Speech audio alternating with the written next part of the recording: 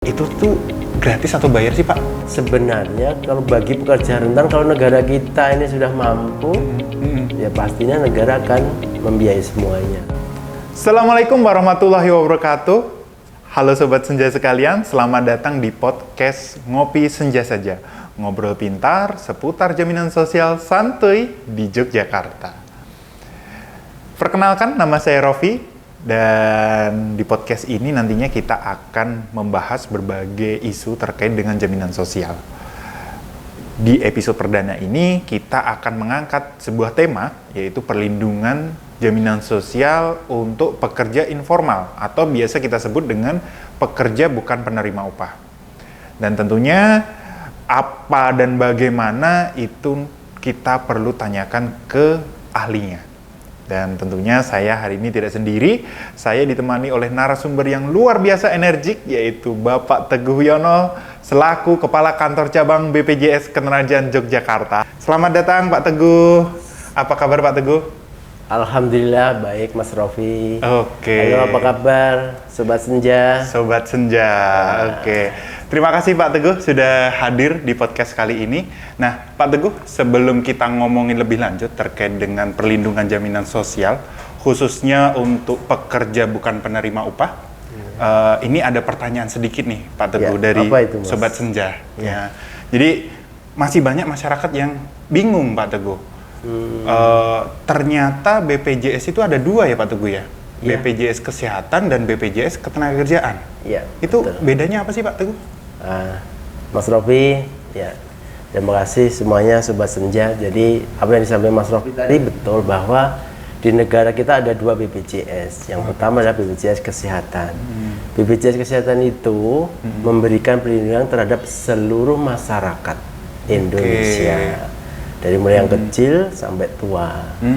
Sementara untuk BPJS Ketenagakerjaan itu memberikan perlindungan terhadap masyarakat pekerja di Indonesia. Khusus masyarakat pekerja saja. Iya, yang bekerja saja, yang pengangguran nggak boleh. Jadi sesuai judulnya ya Pak ya, BPJS Iya. Ketenagakerjaan itu perlindungannya untuk masyarakat pekerja. Betul. Nah, tapi kalau ngomongin pekerja nih Pak Teguh, sebetulnya kalau definisi pekerja itu kan sebetulnya luas banget nih Pak Teguh. Karena setahu saya nih, Iya. pekerja itu tidak hanya pekerja, maksudnya tidak hanya pegawai kantoran atau Betul. karyawan pabrik saja, Iya. tapi kayak nelayan, petani, kemudian pedagang itu juga pekerja juga kan Pak Teguh kan? Betul. Oke. Pekerja Dan- itu ya. Tapi namanya pekerja yang tadi disampaikan di sektor awal, informal. bukan penerima upah. Oh, oke. gitu.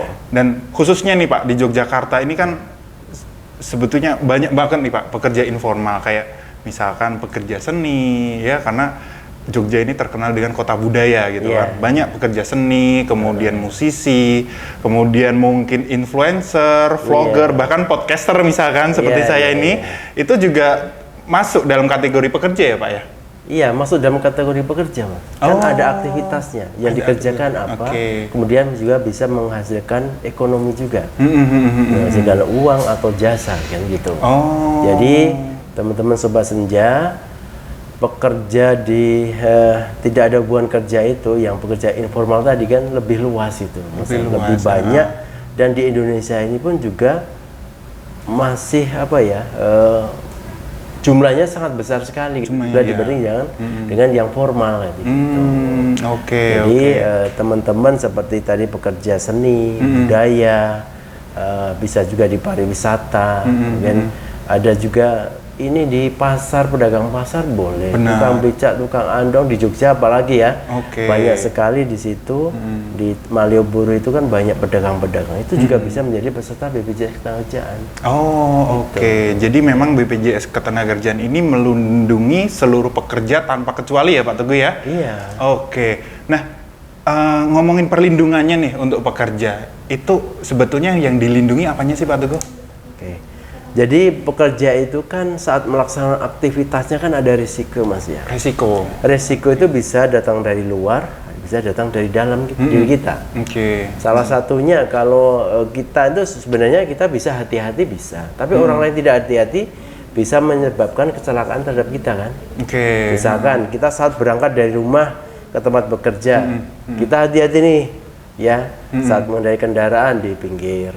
Tapi orang lain sembarangan bisa menyebabkan kita celaka. Nah, kecelakaan pada saat mulai berangkat kerja, bekerja di tempat pekerjaannya, kemudian sampai pulang itu juga itu merupakan lingkup dari perlindungan jaminan sosial ketenagakerjaan. Kemudian risiko apa lagi lainnya? Meninggal dunia termasuk risiko enggak? Termasuk. Nah, itu juga masuk dalam kategori perlindungan jaminan sosial ketenagakerjaan gitu. Jadi risiko-risiko yang dialami oleh pekerja sehingga menimbulkan menimbulkan apa? Kekurang fungsian dirinya itu menjadi risiko pekerja. Kemudian juga menghambat penghasilan juga termasuk risiko juga. Karena kan sakit karena celaka sehingga tidak bisa bekerja, akhirnya tidak menghasilkan ekonomi atau ya istilahnya kan penghasilannya kan berkurang. Iya, istilahnya biar dapurnya juga tetap ngebul gitu ya Pak ya. Betul. Tidak terganggu penghasilannya seperti itu ya Pak ya.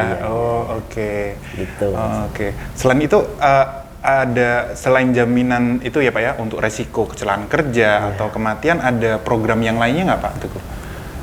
Untuk BPJS Ketenagakerjaan programnya itu ada 5 Mas. Ada 5? Yang pertama kecelakaan kerja, jaminan kecelakaan kerja, jaminan kematian. Yang ketiga ada jaminan hari tua. Yang keempat jaminan pensiun. Dan yang kelima ada jaminan kehilangan pekerjaan. Namun untuk teman-teman di sektor informal atau bukan penerima upah, pemerintah memberikan kebijakan sebenarnya ini untuk 3 program saja, yaitu untuk kecelakaan kerja, kematian, dan hari tua. Oke. Jadi Sobat Senja yang tadi disebutkan untuk pekerja informal seperti pedagang nelayan atau pekerja seni itu dilindungi di BPJS Ketenagakerjaan untuk 3 program ya Pak ya? 3 program. Jaminan kecelakaan kerja, jaminan kematian, dan jaminan hari tua. Oke. Jadi melindungi atas resiko-resiko yang mungkin terjadi ketika bekerja ya Pak ya? Iya. Oke, sangat luar biasa sekali manfaat dari program BPJS Ketenagakerjaan ini.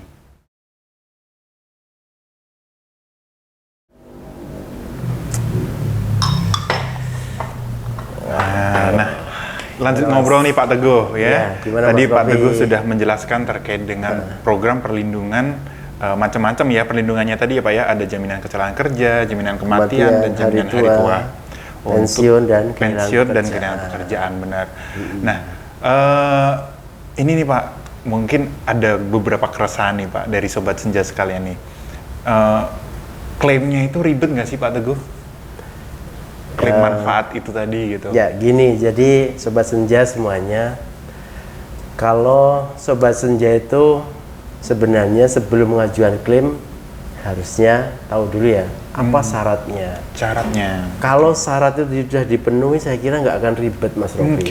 Ya, karena syarat-syarat itulah yang akan menjadi cross check kami BPJS Ketenagakerjaan terhadap peserta, apakah ini benar orangnya, kemudian benar bekerjanya di mana, kemudian kejadiannya saat apa gitu. Jadi kalau berkas itu sudah dokumen tadi sudah dilengkapi, saya kira nggak ada yang ribet gitu. Nggak ada yang ribet ya Pak ya. Bahkan kami BPJS itu ada standar layanannya ada, service level agreement-nya ada gitu.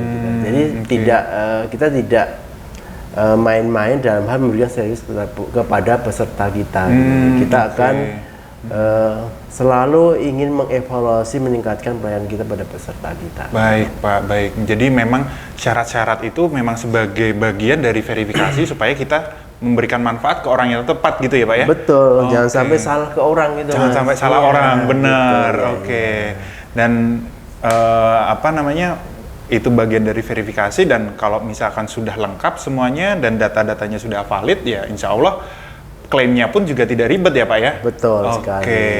Nah, saya pikir ini manfaat yang luar biasa sekali Pak kan untuk perlindungan teman-teman pekerja ini. Saya pikir sangat penting ya Pak ya? Sangat penting diikuti oleh seluruh pekerja, baik itu pekerja bukan penerima upah maupun pekerja penerima upah itu sendiri gitu. Nah, Pak Teguh, dari manfaat yang sangat luar biasa itu tadi, Sobat Senja penasaran nih, gimana caranya Sobat Senja bisa mengikuti program ini gitu? Ya. Khususnya yang mungkin bukan penerima upah ya? Khususnya untuk bukan penerima upah itu tadi Pak Teguh. Jadi Sobat Senja, bagi Sobat Senja yang bekerja secara mandiri khususnya ya, mandiri. Bila ingin menjadi peserta BPJS Ketenagakerjaan untuk 2 program misalnya atau 3 program, maka persyaratan untuk mendaftar itu sangat mudah sekali. Yang pertama adalah NIK, KTP-nya itu sudah elektronik. Jadi KTP elektronik itu wajib ya, karena basic dari kepesertaan BPJS Ketenagakerjaan ini adalah dari Admin Duk. Jadi pastikan NIK-nya tadi sudah valid, sudah EKTP maksudnya gitu ya. Jadi hanya menunjukkan nomor NIK itu tadi atau fotokopi KTP sudah bisa mendaftar ke BPJS Ketenagakerjaan. Nah, kanal-kanal untuk pendaftaran cukup banyak, Mas. Yang pertama bisa langsung ke kantor BPJS Ketenagakerjaan terdekat, kemudian juga bisa melalui kanal-kanal perbankan. Bisa ya, Pak, perbankan bisa. Ya, misalkan Bank BNI, Mandiri, BRI, BTN juga bisa. Kemudian juga bisa melalui kanal-kanal kita. Kanal bayar kita tuh ada juga yang agen BNI 46, agen Briling, agen Pos juga bisa gitu. Bahkan kami ada yang namanya agen kemitraan kita juga bisa juga melalui sana atau lewat website kami. Di website secara online ya, Pak, ya? Betul, secara online. Mendaftar secara mandiri juga bisa. Jadi di website kita itu bpjsketenagakerjaan.go.id nanti. Nanti ada pendaftaran online mandiri ada, Mas. Baik. Ternyata cara pendaftarannya pun juga sudah banyak jalannya, Pak, ya? Iya. Apalagi di era digitalisasi ini, makanya BPJS Ketenagakerjaan ini sangat intens sekali meningkatkan pelayanan secara digital gitu. Jadi sebenarnya tidak ada kesulitan sebenarnya untuk Sobat Senja bila ingin mendaftar menjadi peserta BPJS Ketenagakerjaan dan membayar seterusnya nanti.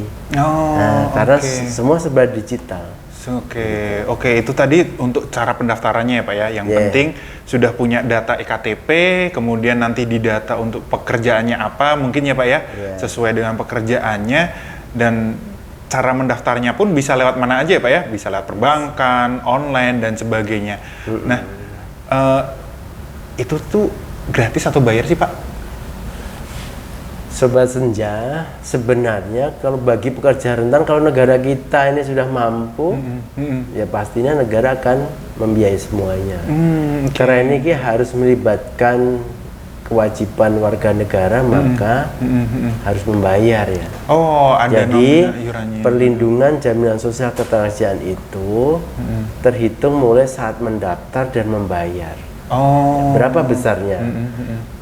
Ya, kita mulai yang paling murah, paling rendah itu pembayaran adalah 16.800. 16.800. Sangat terjangkau. Iya, sangat terjangkau. Itu untuk 2 satu program. orang ya, Pak? 16.800. Satu orang per bulan dan untuk 2 program. Satu orang 16.800 itu untuk sebulan. Sebulan. Itu sudah mencakupi program jaminan kecelakaan kerja dan jaminan kematian itu tadi. Itu saya pikir 16.800 itu relatif terjangkau ya, Pak Teguh ya. Kalau dibandingkan dengan manfaatnya jauh sekali ya, misalkan kalau kita ikut jaminan sosial ketenagakerjaan untuk program mandiri yang BPU tadi, untuk jaminan kematian itu santunannya kan 42 juta. Nah, kalau dibandingkan dengan pembayaran iuran 16.800 ya, kita ilustrasikan ya. Kalau kita menabung 16.800 bisa terkumpul 42 juta, itu butuh berapa tahun coba? Dihitung, Mas Rofi. Kayak kira-kira sampai 200 tahun mungkin belum cukup kayaknya ya, Pak Teguh ya. Coba kalau kita hitung ya 200 tahun ada nggak kira-kira ya dari masyarakat kita itu yang usianya sampai 200 tahun. Artinya apa gitu, Mas? Program ini adalah program untung, bukan program rugi. Non-profit ya, Pak ya? Iya betul, karena BPJS Ketenagakerjaan ini adalah programnya pemerintah. Dan Badan Penyelenggara Jaminan Sosial Ketenagakerjaan ini adalah badan penyelenggara yang nirlaba gitu. Jadi semua keuntungan kalau kita ini surplus ya, itu dikembalikan lagi kepada peserta. Itu berupa peningkatan tadi manfaatnya. Jadi manfaatnya luar biasa, pendaftarannya pun juga insya Allah dipermudah ya, Pak ya, karena banyak kanal yang sudah disiapkan oleh BPJS Ketenagakerjaan, dan Pengambilannya juga mudah. Pengambilannya juga mudah, yang penting sudah sesuai dengan ketentuan yang berlaku ya Pak ya, syarat-syaratnya sudah lengkap dan sebagainya, itu pasti klaimnya juga tidak akan ribet ya Pak Teguh ya. Oke, dari manfaatnya luar biasa, klaimnya pun juga tidak ribet ya selama syarat-syaratnya sudah dipenuhi, dan iurannya Pak Teguh, iurannya itu relatif terjangkau sangat gitu. terjangkau. Sangat terjangkau. Paling Oke. rendah berapa? Mulai dari Mulai dari 16.800. 16.800, Oke, baik Pak Teguh. Jadi Sobat Senja jangan ragu ya, jangan ragu untuk segera mengikuti program BPJS Ketenagakerjaan ini, khususnya buat Sobat Senja yang bekerja di sektor-sektor informal yang tadi sudah disebutkan Pak Teguh. Ya, ada nelayan, pedagang, atau mungkin Sobat Senja itu adalah musisi atau pekerja seni, itu jangan ragu untuk segera mendaftarkan di program BPJS Ketenagakerjaan. Terima kasih Pak Teguh sudah berkenan untuk hadir memberikan pencerahan terkait jaminan sosial pada sore hari ini. Terima kasih Pak Teguh atas kehadirannya, dan jangan lupa untuk mengikuti episode lagi Mas. Ada tambahan lagi Pak Teguh. Jadi Sobat Senja, jadi apapun pekerjaan Sobat Senja, pastikan BPJS Ketenagakerjaan perlindungannya. Oke. Jargonnya itu tadi ya Pak ya. Boleh diulangin Pak Teguh? Apapun pekerjaannya, BPJS Ketenagakerjaan perlindungan. Oke, jadi ingat-ingat ya. Apapun pekerjaannya, BPJS Ketenagakerjaan perlindungannya. Dan Sobat Senja bisa terus mengikuti episode-episode selanjutnya di Instagram @ngopisenjasaja dan kanal YouTube Ngopi Senja Saja. Terus nantikan dan sampai jumpa di episode-episode berikutnya. Salam pekerja, salam sehat selalu. Bye-bye.